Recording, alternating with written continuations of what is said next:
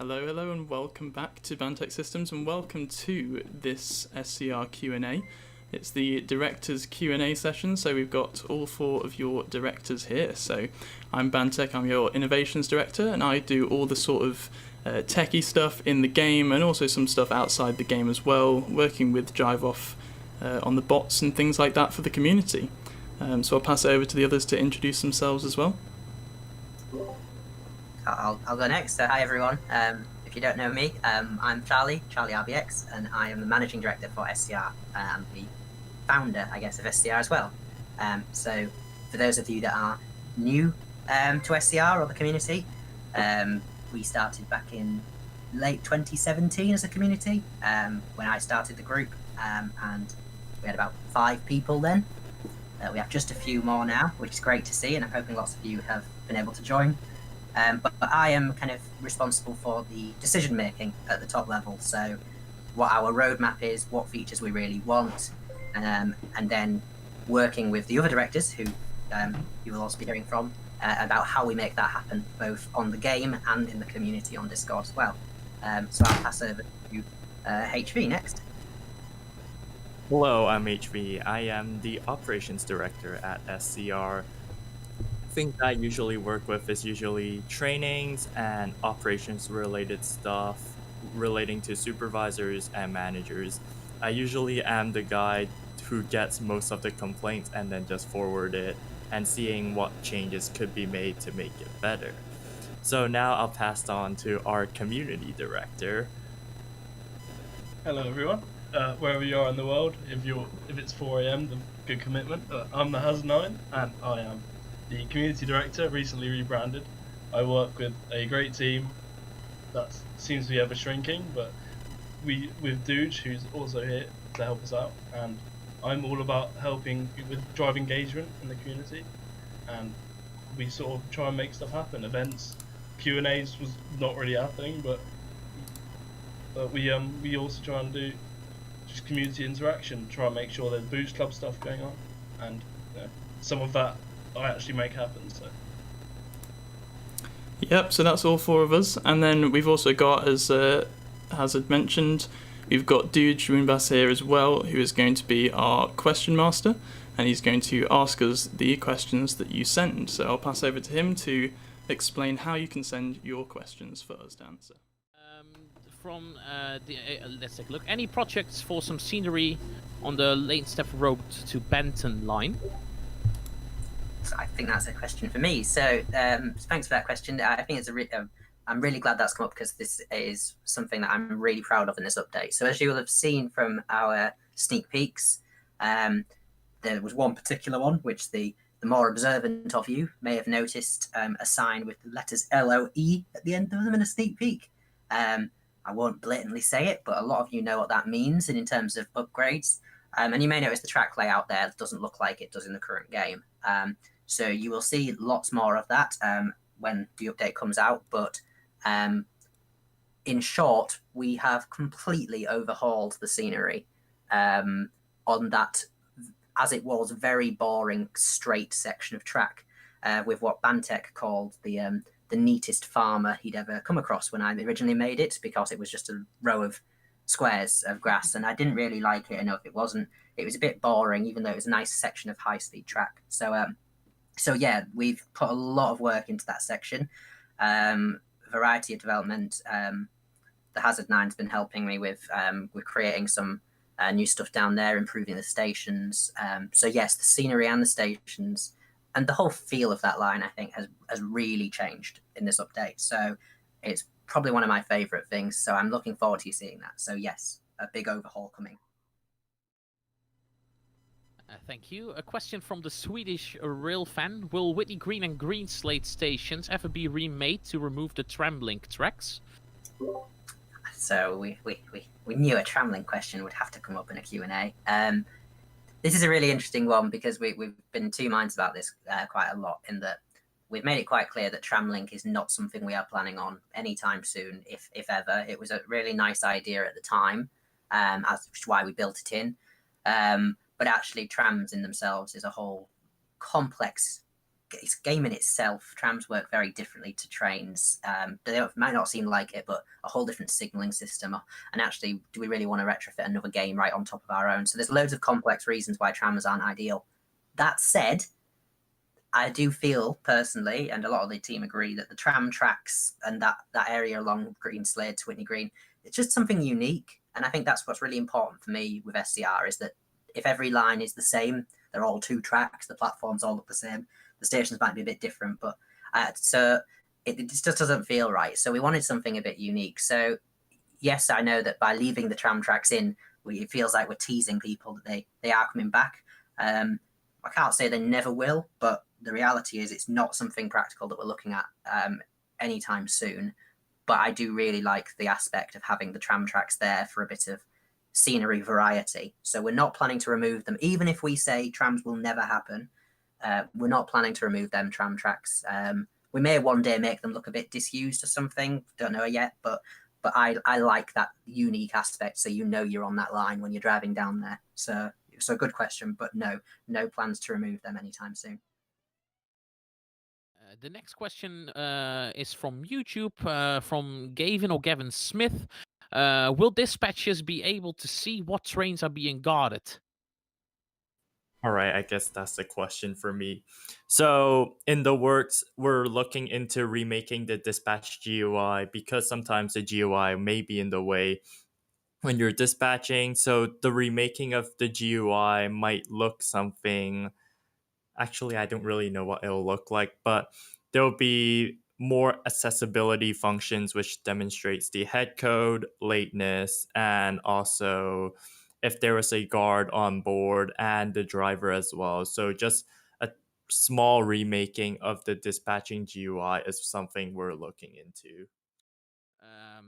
Then the next question. Let's see. Man, this is going so fast. Can we have different kinds of announcements where we can choose like social distancing, etc.?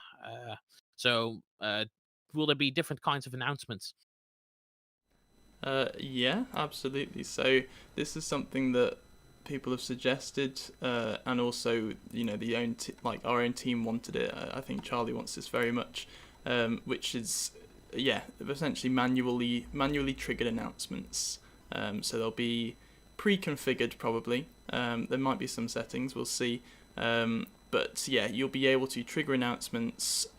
You'll hear them, your passengers will hear them, and they will be on board. But as you can see on the roadmap, it's in the low priority section just because we've got kind of more pressing things with optimization and things like that.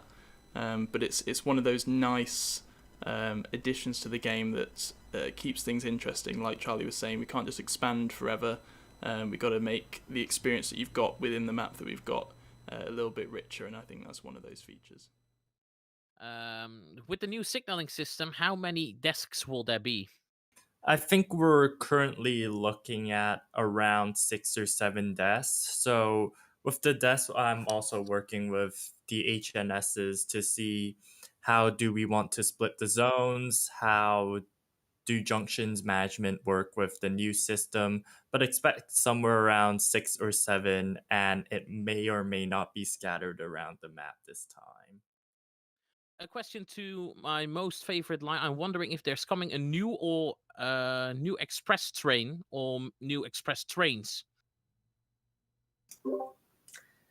So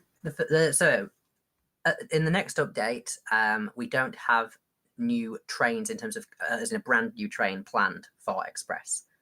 But you will have noticed that there are currently 4 trains on Express. If you compare that to the other operators, they're a lot lower. And the simple reason for that is that Express was the last operator we released. It's not actually that old compared to some of the others. So yes, we absolutely will be adding more trains to Express. Sadly, none yet in the 1.7 update. There's a few kind of cool features. You've probably seen the sneak peek from TPX, which should give you a bit of a clue about some of the stuff that's coming. In fact, there's a few sneak peeks from TPX that should give you a bit of a clue about what's coming. So we have been doing lots of work with Express as an operator, but actually we wanted to get it how we liked it before we just threw more trains at it. So yes, we do plan more trains, but we don't have an idea quite when they'll be introduced yet or what trains they will be at this time. Still a lot of questions coming through. The next one: will you ever consider making an optional livery setting, like you can choose the livery for your train? So I think this has been suggested a lot of times by a lot of people, and I think it's something that previously we've just not done because generally we've had a train on an operator and kind of just how the data works behind the scenes. But I think, when we replace all these trains with mesh trains, we then potentially have the opportunity to more easily switch things out and more easily have different versions of trains, because each train on its own will take up kind of less memory than they do currently. But I think the main drive is just to replace them all with mesh first, possibly give you a few new ones here and there, and then we can definitely look at kind of whether you can pick more options. A lot of people have asked for an option to make certain trains double and things like that. So we've heard you. It's on our minds, but it's not on the roadmap just yet. The next question, this one is asked a lot of times, and this one's for Bantech and for HV. And it's about Training 2.0, since a lot of people already know that it is coming, but the question is, when will we see it? Are there any plans already? And as soon as it's there for the signalers, are there any plans to update the trainings for the other departments as well? Okay, so on the technical side and kind of when you might see it, it's kind of work in progress. We paused it temporarily for some of the 1.7 features, particularly the signaling interface, because that was very big, and just anything that you thought might take a week takes 4 and things like that. So there hasn't been any work on Training 2.0 since before the signaling interface bit started, when you started seeing posts from me about that. But it's very, very close. We've got a system set up that will do kind of an in-game quiz and record the result. It's just kind of hooking that up now to provide that as a gateway between stage 1 and stage 3. So between you achieving all the requirements before the quiz and then kind of adding yourself to the training queue. So that should be reasonably soon after 1.7 is released, definitely within the next kind of major update from 1.7, but possibly even released sooner. We'll have to see how it works operations wise as well. In terms of kind of future plans, I don't think there's too much in terms of technical stuff beyond 2.0. I think it will extend kind of from drivers, dispatchers, guards. We'll then extend it to signaling probably just shortly afterwards. We'll probably test it with the other ones. We'll extend it to signaling, and my plan is to make a kind of an assessment system for signaling that will kind of simulate traffic without having actual traffic in the game. So that's going to be a big job on its own. So in terms of technical stuff, I'm not promising anything beyond that, but I'll see if Then I have a question from Simulation Nerd, and he asks, what is the status on the passenger information screens inside the trains that right now only say welcome aboard Stepford Connect? So for those, they're definitely something that we've wanted for a while in terms of those saying something. I mean, you'll see kind of hints of this in a lot of things we do. We think very far ahead, but generally save the cosmetic things for later and do the big stuff first. But I think we are going to push and try and get basically just that we're trying to get the internal boards done either in this update or very soon after patch, and we'll continue to upgrade those and add more features along the way once we've got a framework in place, and that kind of a similar thing applies to quite a few other little placeholders we've got, separate door buttons and things for passengers. We kind of leave cosmetic stuff like that until we've done the big things in terms of optimization and things like that. But we will try and slip in a few of those each kind of major update that we have. A question from Mr. Wheels03. Some trains have been removed in previous updates. Any chance that we will see them back? Generally, as a rule, we hate removing trains because we know people have either bought them with points or Robux or whatever they were for a reason. They wanted them trains, so we never want to remove something. And anytime we've removed a train, we've always tried to replace it with something similar. So, for example, we removed the 701 on Waterline many moons ago, which actually, now that the 701 is a real thing, that 701 doesn't look that much like a 701. It's nothing like what the reality one is because it was made based on concept art. And we replaced it with 730 because the 730 was more suited to Waterline. So we've removed things generally, but to replace them with something else is always, we always like to try and give something back. And we know that sometimes people actually preferred what the train model that was there before. So long term, yeah, we'd like to try and bring everything back, but we can't always bring them things back, and it depends what we want to do with them. But like, we may bring back a 701 for a different purpose in the future, for example. But yeah, the reason we remove a train is usually because we want to add something, and it would be bizarre to have both of them things. Like, it would have been bizarre to have a 701 and a 730 on Waterline because they're so similar in terms of they're both the same family of train. And the 701 was just too big for that kind of operator. It was 4 cars, but it was incredibly long. It really fell out of place. So we've only ever removed something because we weren't happy with it in that place. But we generally don't like removing things. One, from a practicality point of view, and two, because every time we remove something, we realise we've taken something away from people, and we don't want to do that ever. So I can't promise that, yes, we'll bring back everything that we've removed in the past, but generally, we don't remove trains just because we feel like it. There's always a big decision behind it, and me and Bantek go through a lot of conversations before we just take something away. This question was asked a lot. Do you guys have any plans on adding a weather system? Yes, I've seen this question quite a lot. The answer is primarily no, and the reason for that is that I think it would kind of be a very far in the future thing if we were.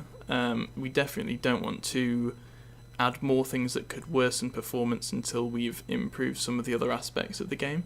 So I think for us, weather is one of those cosmetic things that probably comes after a lot of the other interaction. Things like boards on board the train that are working and showing the next stops and things like that are probably much higher up the list than things like weather, and are also much easier to achieve without much impact on low-end devices and mobiles and things like that. So I think weather would be very far down the line if that's something that we'd implement in terms of visual weather. It's one of the features that we'd really like to see in terms of it'd look great, and we can visualize how we'd like it to work and all this, that, and the other. But at the end of the day, it adds nothing to the game experience, to the gameplay, other than it's a nice feature. And if we end up making the gameplay slower or laggier for just one of them features, then we're not achieving anything. If we're going to add something that's going to make the game slightly slower, then we want it, and it's got to be something that's worth adding.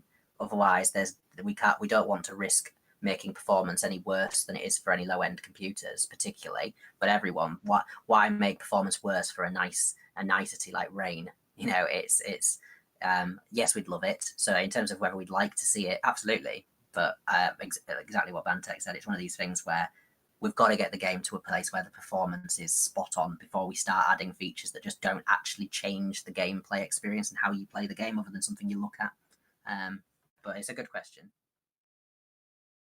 The next question is for HV. Are there any plans for dispatchers to be able to choose their platforms they want to dispatch at?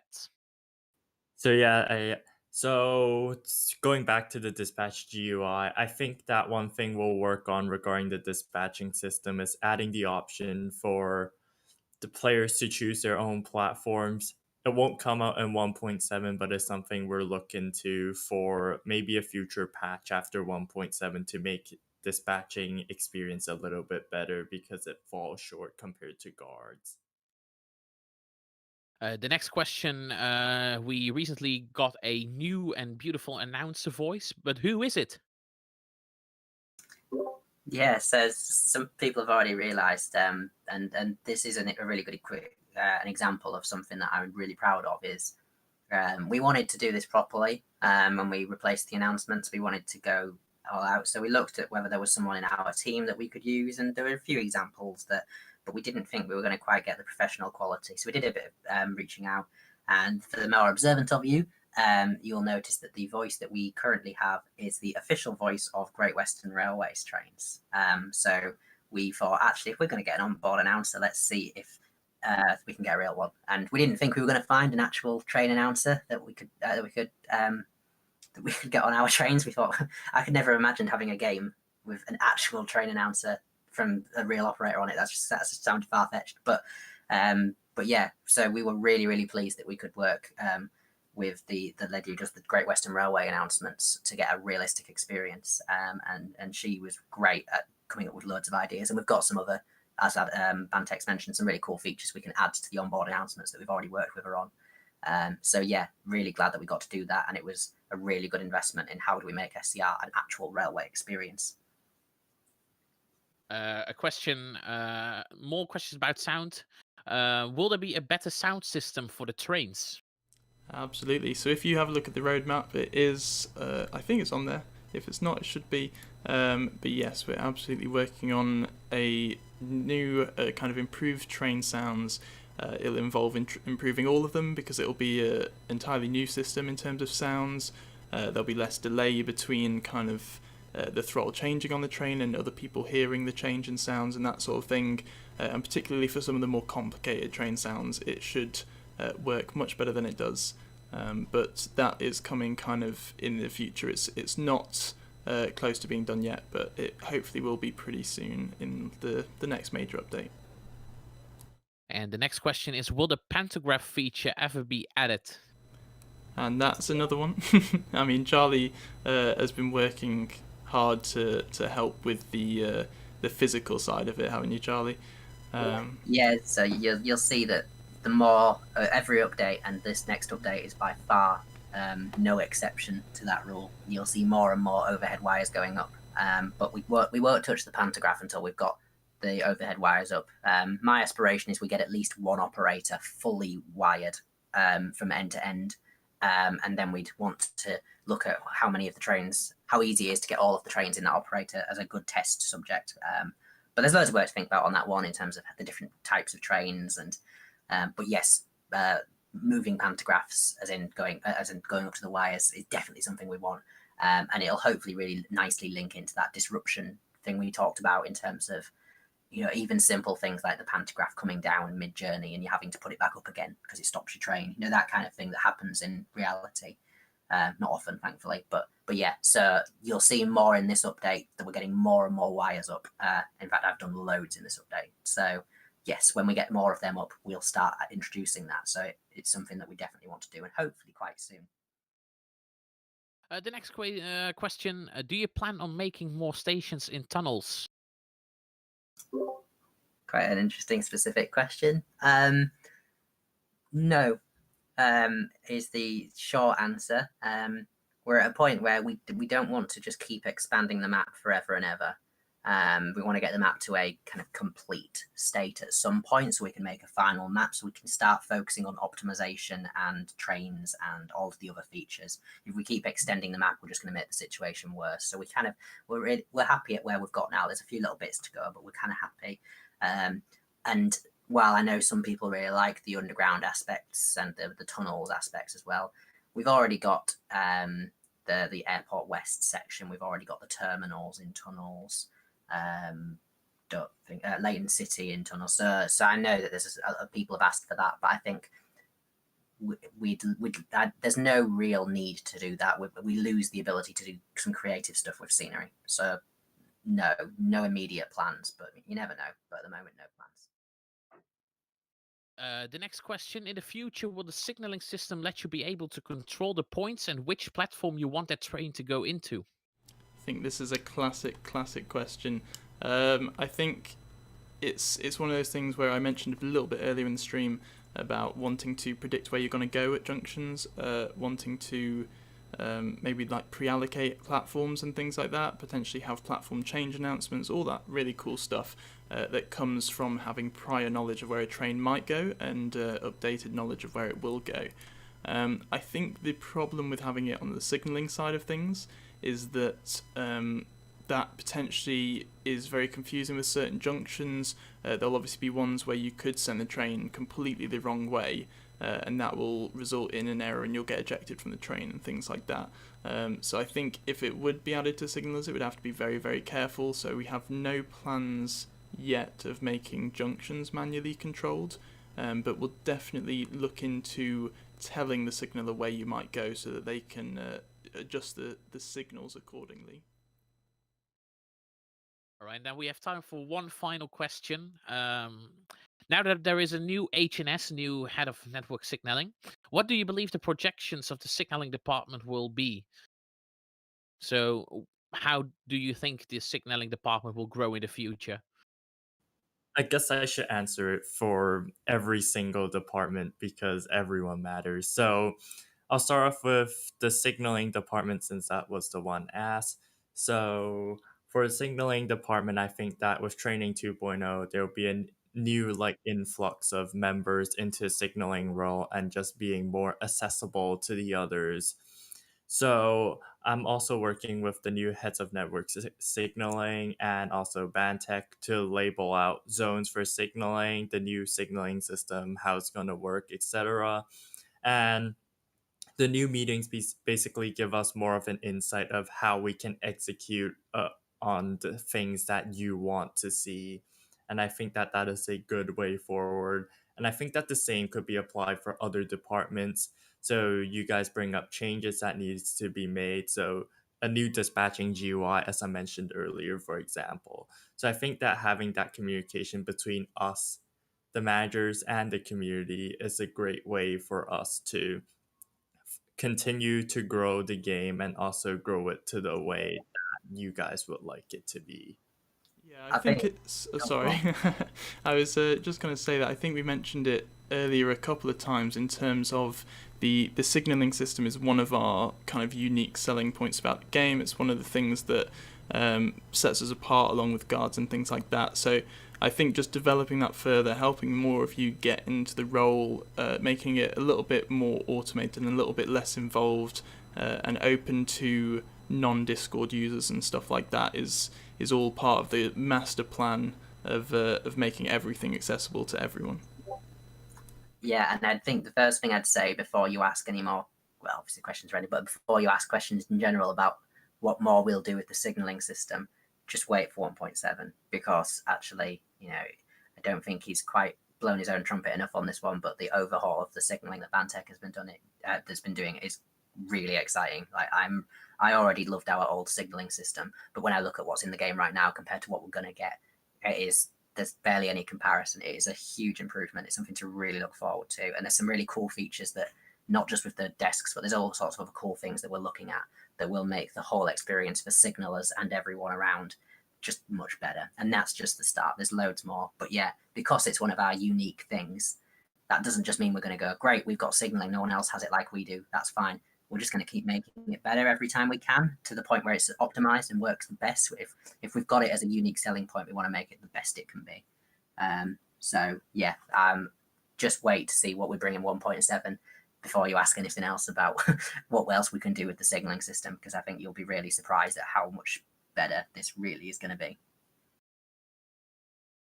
And with that, I think it's time to stop with the questions. It was amazing to fire all these questions towards you, and I think now it's time for you all to take over. Thank you very much, Juge. Thanks for being the question master there. It helped a lot. Massive thanks to the mods and the supervisors as well for going through all the questions and helping to pull them out for Duge as well. And thank you for all of your questions. Obviously, we didn't get through absolutely everyone, and we had to cut them off a little bit ago and just plough through that big list. But there's just seeing you all interested in the game, asking questions, and obviously finding out all those answers from us is really inspiring in terms of what we want to do, and seeing your reactions to some of our answers as well. Very, very helpful, motivating, and hopefully you enjoy what we're delivering pretty soon. So thank you for tuning into the stream. Hopefully we can do more things like this in the future, and we'll see you around in the community. So bye from us. Cheers. Bye, Cheers, everyone. dude. Thank you, everyone. See ya all.